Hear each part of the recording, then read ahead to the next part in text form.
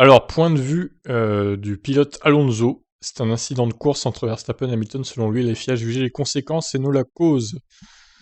Ouais, après, bon, on sait qu'Alonso et Hamilton, c'est pas la grande entente. Donc il va pas spécialement non plus défendre Hamilton. Je pense que Alonso préférerait que Verstappen soit titré au fond de lui. Mais bon, ouais.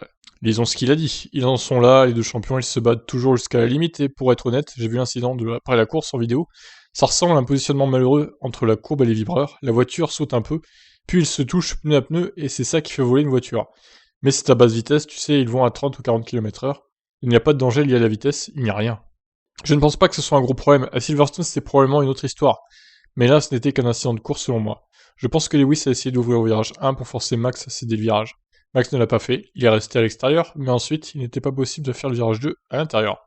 Tous les deux ont fait ce qu'ils avaient à faire. Malheureusement, ils se touchent. J'ai vu le replay du départ aussi. Giovinazzi et Leclerc, ils se sont touchés de la même manière. Stroll et Perez, idem dans les virages 1 et 2. Mais ils ne se sont pas touchés pneu à pneu.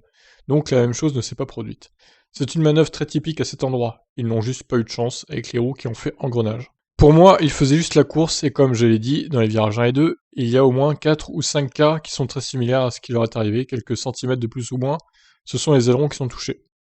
Ce qu'ils ont fait n'est pas très différent des 5 ou 6 incidents que nous avons vus au départ, je ne comprends pas pourquoi il y a une pénalité.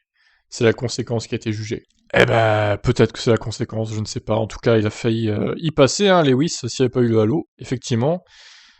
Ça aurait pu être grave en conséquence, effectivement. Maintenant, voilà, est-ce qu'il fallait pénaliser ou pas cet accident? Je ne sais pas. La FIA a pris sa décision en tout cas. Pénalité un peu symbolique, hein, 3 places, c'est pas énorme. On va dire que c'est pour contenter les fans de Lewis, je pense, pour pas qu'il crée au scandale. Bon, voilà, écoutez, est-ce que vous êtes d'accord avec Alonso ou pas avec son analyse?